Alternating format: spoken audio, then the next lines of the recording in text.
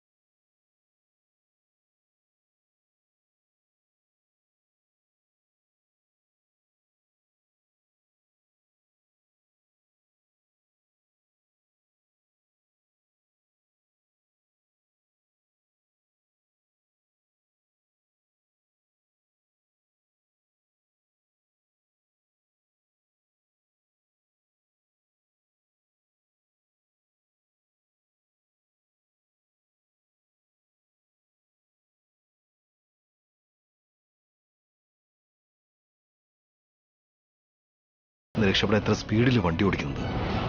അങ്ങനെയാണെങ്കിൽ അവൻ ഏതെങ്കിലും പെൺകുട്ടിയെ കാണാൻ വേണ്ടിയാണോ പോകുന്നത്? അല്ലെങ്കിൽ വേറെ എന്തെങ്കിലും? അമ്മ പറഞ്ഞത് വെച്ച് നോക്കിയാ അർജുൻ എന്തോ ഞങ്ങളിൽ നിന്ന് മറയ്ക്കുന്നുണ്ടെന്ന് തോന്നുന്നു. അതുകൊണ്ടായിരിക്കും അവൻ വീട്ടിൽ ഇത്രയും ലേറ്റായിട്ട് വരുന്നത്.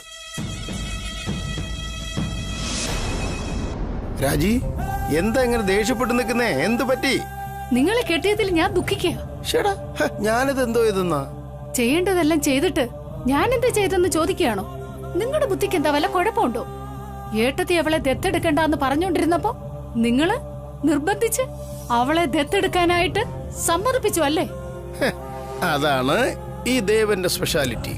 മതി, പായം നടക്കാമോ? നിങ്ങളുടെ ഒരു സ്പെഷ്യാലിറ്റി മണ്ണാങ്കട്ടെ. എനിക്ക് നിങ്ങളുടെ സംസാരവും നടപ്പും നിങ്ങളുടെ മനസ്സിൽ എന്താണെന്നും എന്തിനെങ്ങനെ നടക്കുന്നെന്നും എനിക്ക് മനസ്സിലാവുന്നില്ല. എന്താ ഏട്ടാ, എന്തു പറ്റി? എന്തിനെങ്ങനെ ചിരിക്കുന്നേ? പറയാൻ രാജി, നീ ഒന്ന് സമാധാനപ്പെട്. കുറച്ചു നേരം മുമ്പ് പാമ്പ് പിടുത്തക്കാരന് ഫോൺ ചെയ്യാൻ പറഞ്ഞില്ലേ? പറഞ്ഞായിരുന്നു. അതിനിപ്പോ എന്താ? അതാണ് ഈ ദേവന്റെ മിടുക്ക്. പാമ്പ് പിടുത്തക്കാരൻ രാജഗോപാലെ കിട്ടിയിട്ടുണ്ട്, കൊണ്ടുവരട്ടെ എന്ന് ചോദിച്ചു. അതുകൊണ്ടാണ് ഞാൻ ഇവിടെ ഇങ്ങനെ നല്ലവനായിട്ട് ഒരു നാടകം കളിച്ചത്. ഏട്ടനിപ്പ എന്താ പറഞ്ഞു വരുന്നേ? വളരെ സിമ്പിളാ രാജി. എങ്ങനെയായിരുന്നാലും സരോജ കുറച്ചു സമയം കൊണ്ട് അല്ലെങ്കിൽ രാത്രിയില് പരലോകത്തേക്ക് എത്തിയിരിക്കും. അങ്ങനെ മരിക്കുന്നതിന് മുമ്പ് അവർക്ക് ദത്തെടുക്കണമെന്നോ അങ്ങനെയെന്നൊക്കെ പറഞ്ഞ് സ്വപ്നം കണ്ടുകൊണ്ടിരിക്കട്ടെ അവര്. അത്രയും സമയം നല്ലവനായിരിക്കുന്നതിൽ എന്താ തെറ്റ്? അതായത് തൂക്കിലേറ്റുന്നതിന് മുമ്പ് അവസാനത്തെ ആഗ്രഹം ചോദിക്കില്ലേ, അതുപോലെ. അത് മാത്രമല്ല, അവളുടെ മരണശേഷം അവളുടെ മരണത്തിന്റെ കാരണക്കാരൻ നമ്മളാണെന്ന് യാതൊരു സംശയവും വരാൻ പാടില്ലല്ലോ. അതിനു വേണ്ടിയാ. അപാര ബുദ്ധിയാണല്ലോ നിങ്ങൾക്ക്. ഈ കാര്യങ്ങളൊക്കെ എന്നോട് നേരത്തെ പറഞ്ഞിരുന്നെങ്കിൽ ഞാനും ഏട്ടനെ പോലെ സംസാരിക്കുമായിരുന്നല്ലോ. പറയണമെന്ന് വിചാരിച്ചതാ. അതിനു മുമ്പ് വിക്രം അമ്പലത്തിൽ നിന്ന് വന്നിട്ട് ദത്തെടുക്കണമോ അങ്ങനെയാണ് ഇങ്ങനെ എന്തൊക്കെ പറഞ്ഞില്ലേ, ആ സമയത്തെല്ലാം മറന്നുപോയി. ശരി, അതൊക്കെ പോട്ടെ. ആദ്യം ആ പാമ്പട്ടി എവിടാണ്, എന്തൊക്കെ ചെയ്യാണെന്ന് ചോദിക്കേ. വൈകുന്നേരം അയാൾ ഇങ്ങോട്ട് വരാൻ പറയൂ. ഇന്ന് രാത്രി സരോജ പരലോകത്തേക്ക് പോയിരിക്കണം. അത് ശരിയാ, ഇപ്പൊ തന്നെ വിളിച്ചു ചോദിച്ചേക്കാം. നിക്ക്.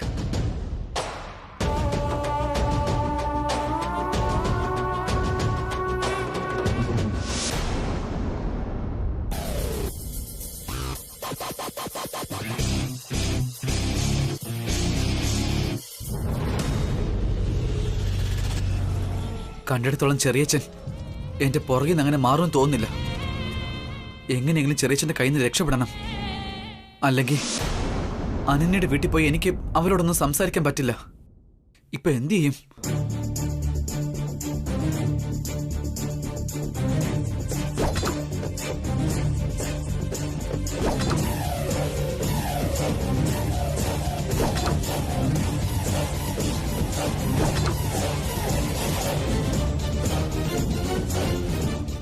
ഇവനെന്തിനാ മല്ലികാപുരത്തേക്ക് വന്നത്? ഇനി അവൻ എന്നെ വഴിതെറ്റിക്കാൻ ശ്രമിക്കുകയാണോ? നീ എവിടെയാണ് പോകുന്നതെന്ന് ഞാൻ കണ്ടുപിടിച്ചിട്ട് ബാക്കി കാര്യമുള്ളൂ.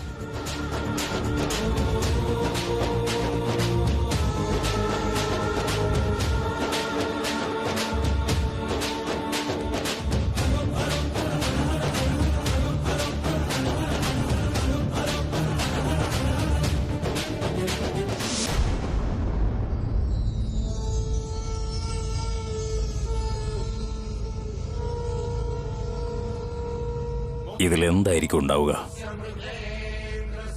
ചോദിക്കുന്നത് എന്തും തരുന്ന കാമധേനുവിൽ ഇത് കയ്യിലുണ്ടെങ്കിൽ എനിക്ക് എത്ര ഉയരത്തിൽ വേണമെങ്കിലും എത്താം, അല്ലേ? എന്റെ മുന്നിൽ ഒരു തടസ്സവുമില്ല.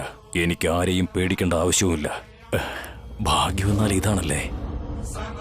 നാഗമാണിക്യത്തിനു വേണ്ടി വിശപ്പും ഉറക്കവും ഇല്ലാതെ എത്രയോ പേർ ഭ്രാന്തമായി അലയുന്നു. ഇത് കിട്ടാൻ വേണ്ടി തപസ് ചെയ്യുന്ന ഋഷികൾ പോലുമുണ്ട്. എന്നാൽ ആ നാഗരാജാവിന്റെ കയ്യിൽ നിന്നും ഈ നാഗമാണിക്യം എനിക്ക് കിട്ടി. ഇതെനിക്ക് കാലങ്ങളോളം ആവശ്യത്തിന് ഉപയോഗിക്കാമല്ലോ. ചോദിക്കാതെ കിട്ടിയ വരമാണിത്. ഇനി മുതൽ ഞാൻ രാജാവ് അല്ല, ചക്രവർത്തിയാ.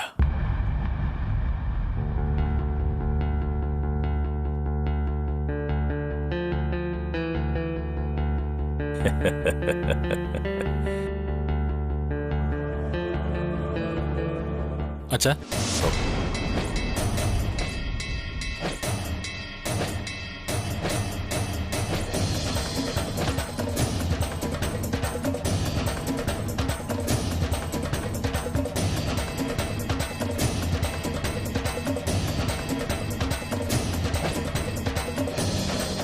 അച്ഛൻ ആരോട് സംസാരിച്ചോണ്ടിരിക്കുകയായിരുന്നല്ലോ, അതാരായിരുന്നു?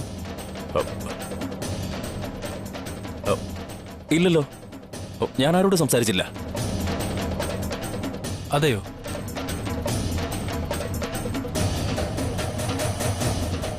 എന്താ അച്ഛാ അത്? ടേബിളിന്റെ താഴെയിട്ട് എന്താ വെളിച്ചം കാണുന്നുണ്ടല്ലോ? അതോ, എന്റെ മൊബൈലിലെ ടോർച്ച് അറിയാതെ ഓണായിരുന്നു. ഞാൻ അത് നോക്കുമായിരുന്നു.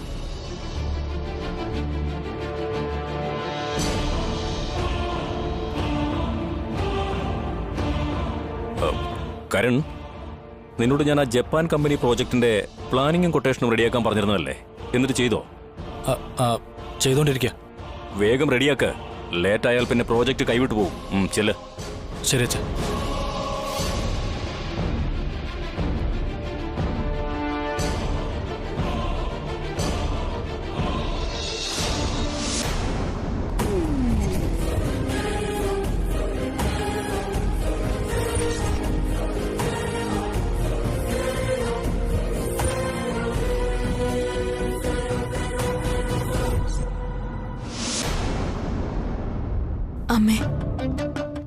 അമ്മയും അച്ഛനെയും കൊന്ന ശത്രുക്കളെ വേഗം കണ്ടുപിടിച്ച് അവരോട് പ്രതികാരം ചെയ്യുന്നത് വരെയും ഒരഭയത്തിന് വേണ്ടിയാ ഞാൻ ഈ വീട്ടിലേക്ക് വന്നത്.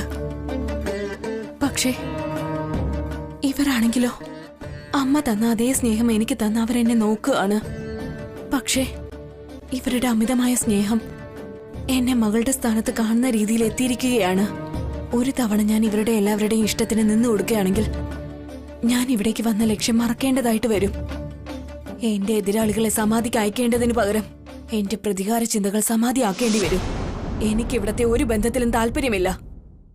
എനിക്ക് വേണ്ടത് എന്റെ ശത്രുക്കളുടെ മരണമാണ്. നമ്മുടെ വംശത്തോട് ചേർന്നിരിക്കേണ്ട നാഗമാണിക്യം അത് നേടണമെന്നുണ്ടെങ്കിൽ ഞാൻ ഈ നിമിഷം വീട് വിട്ടു പോകണം. ഞാൻ പോവുകയാണ്. ആരോടും പറയാതെ ഞാൻ ഇവിടുന്ന് പോവുകയാണ്. അതാണ് ശരി. അനന്യെ നമ്മുടെ മകളായി ദത്തെടുക്കാൻ എല്ലാവരും സമ്മതിച്ചതിൽ എനിക്ക് വളരെയധികം സന്തോഷമുണ്ട് ഏട്ടാ. ഇനി ഒരിക്കലും കുട്ടികളില്ല എന്ന കാര്യം ഓർത്ത് ഞാൻ സങ്കടപ്പെടുകയില്ല. സരോജ, നിന്നെ ഇത്രയും സന്തോഷമായിട്ട് കണ്ടിട്ട് എത്ര വർഷമായെന്നറിയോ? നമ്മുടെ കല്യാണം കഴിഞ്ഞ സമയത്താ നിന്റെ മുഖത്ത് ഇതുപോലെ സന്തോഷം ഉണ്ടായിരുന്നത്. ഇപ്പോ അനന്യ വന്നതിന് ശേഷം ആ പഴയ സന്തോഷവും ചിരിയും ഒക്കെ നിന്റെ മുഖത്ത് കാണാനുണ്ട്.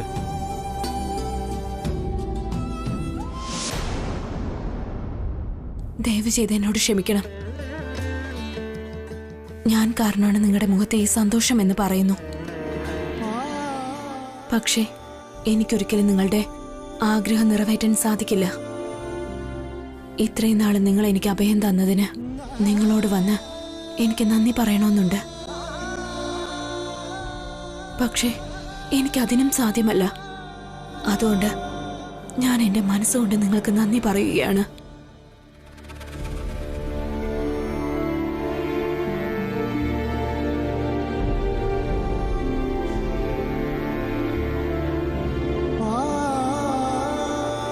അങ്ങനെ ഒടുവിൽ എല്ലാ കാര്യവും നമ്മുടെ ആഗ്രഹം പോലെ സാധിച്ചു.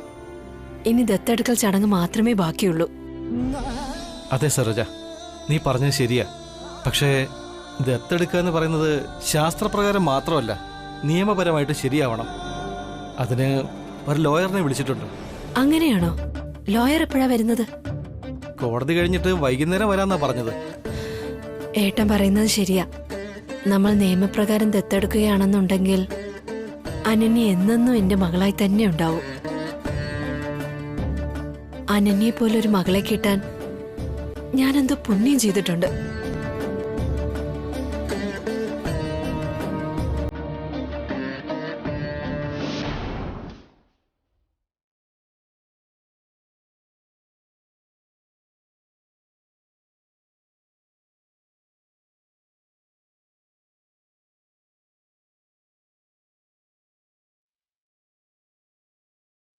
അനന്യ ഇവിടെ ഒന്നും കാണുന്നില്ലല്ലോ.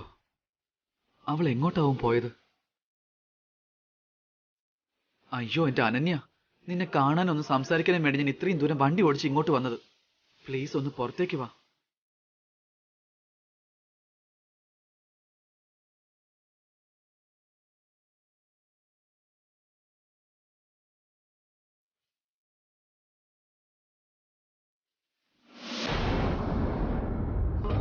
ഇയാൾ എന്തിനാ വന്നത്? അതും ഈ സമയത്ത് ഇവിടെ എന്താ? ഇപ്പൊ ഇയാൾ എന്നെ ഇവിടെ കാണുകയാണെന്നുണ്ടെങ്കിൽ എന്നെ പുറത്തിറങ്ങാൻ സമ്മതിക്കാതെ ശല്യപ്പെടുത്തും. എന്താ ചെയ്യാ? ഇപ്പൊ എന്തെങ്കിലും കള്ളം പറഞ്ഞിട്ടും ഇവിടുന്ന് പോകാനും സാധിക്കില്ല. ഒരു തവണ ഒന്ന് സംസാരിച്ചിട്ട് പോകാമെന്ന് കരുതിയാലും അത്ര എളുപ്പത്തിലൊന്നും ഇയാള് പോകില്ല. ഒരു പക്ഷെ ഞാൻ ഈ വീട് വിട്ടു പോകുന്ന കാര്യം അറിഞ്ഞാൽ ഇയാൾ എന്നെ ഇവിടുന്ന് പോകാനും സമ്മതിക്കില്ല. ഞാനിപ്പോ എന്ത് ചെയ്യും?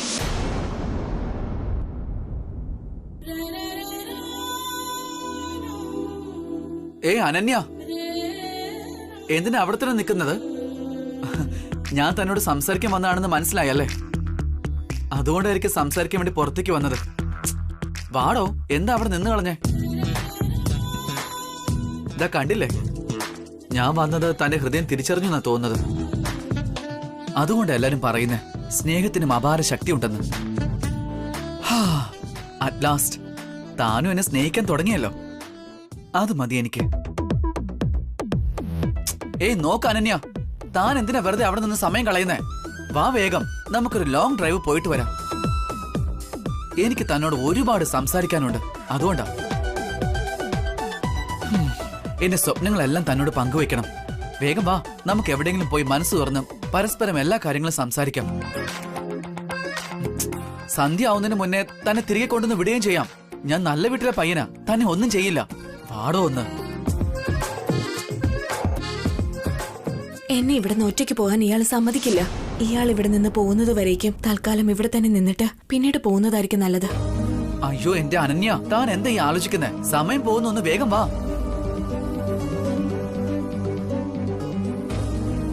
ഏയ് അനന്യ നിക്ക്. ഏയ് നിക്ക അനന്യ, എങ്ങോട്ട് ഈ പോകുന്നത്? നിക്ക അവിടെ.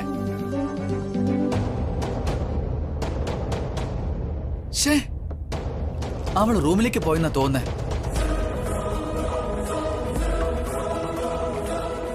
ഞാൻ എങ്ങനെ പോകുമെന്ന് വിചാരിക്കണ്ട. തന്നോട് ഞാൻ സംസാരിച്ചിട്ട് ഇവിടുന്ന് പോകുന്നുള്ളൂ. അകത്ത് വന്നിട്ടായാലും ഞാൻ സംസാരിക്കും.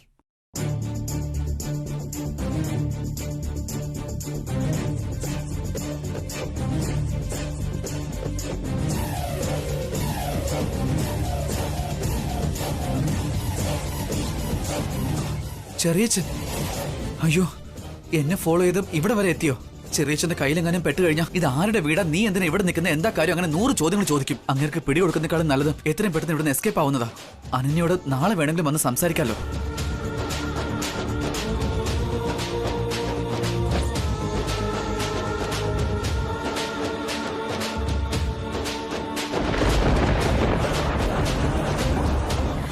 എന്താ ഇത്? എന്താ ഇങ്ങനെയൊക്കെ? എനിക്കെന്താ വല്ലാതെ പോലെ. ഏയ് അർജുൻ, അർജുൻ, അർജുൻ നിക്കേ, നിക്കാനല്ലേ പറഞ്ഞത്? എന്റെ ശത്രുക്കളാരോ വന്നിട്ടുണ്ടെന്ന് തോന്നുന്നു. അതെങ്ങനെയൊക്കെ സംഭവിക്കുന്നത്? ആരായിരിക്കും അത്?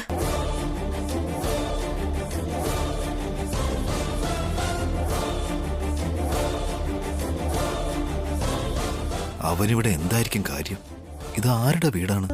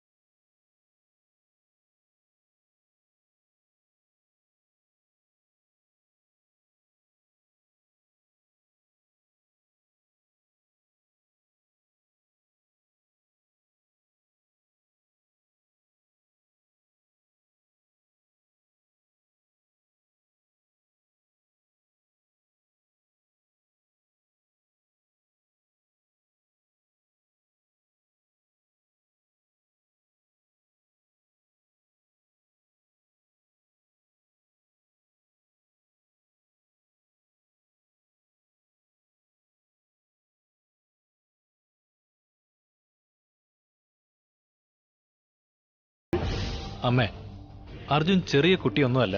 അവനെ എപ്പോ ഏത് സമയത്ത് എന്ത് ചെയ്യണമെന്നൊക്കെ വളരെ നന്നായിട്ട് അറിയാം. അത് മാത്രമല്ല, അമ്മയുടെ വാക്ക് അവൻ ധിക്കരിക്കുകയില്ല. അമ്മയും മുത്തശ്ശിയും കൂടി എങ്ങനെയെങ്കിലും അവന്റെ കല്യാണം നടത്താൻ വേണ്ടി ഇരിക്കല്ലേ, അത് നടത്ത്. അമ്മ പറയുന്നത് കേട്ട് അവൻ കല്യാണത്തിന് സമ്മതിക്കും. അപ്പൊ പിന്നെ പ്രശ്നമൊന്നുമില്ലല്ലോ. ഭയപ്പെടാതെ അമ്മ ധൈര്യമായിട്ടിരിക്കെ.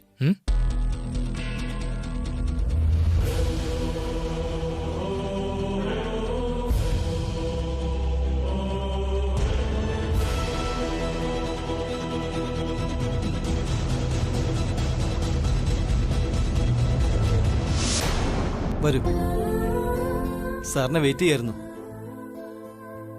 നോ പ്രോബ്ലം, ഇരിക്കും. സരോജ, അനന്നെ കൂട്ടിക്കൊണ്ടുവാ. ശരി ഏട്ടാ. ആ, കുടിക്കാൻ എന്തെങ്കിലും?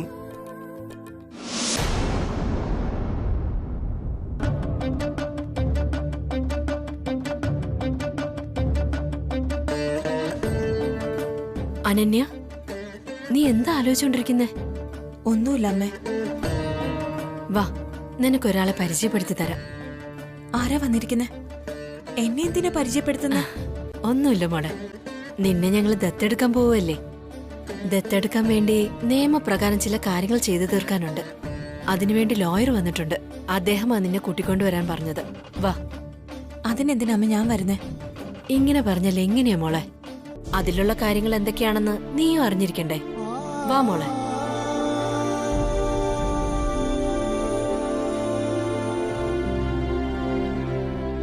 വാ മോളെ, ഇരിക്കും. സർ, ഇതാണ് അനന്യ.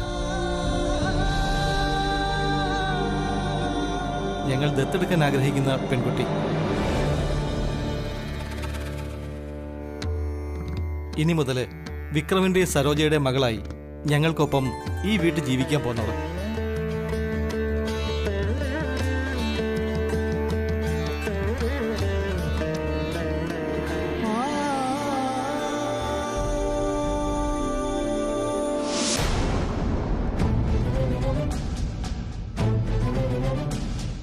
അവനിങ്ങോട്ട് വരട്ടെ, ഇന്നെന്റെ കയ്യിൽ നിന്ന് വാങ്ങിക്കും. അവനോട് ചോദിക്കാൻ ആരുമില്ലെന്നോ?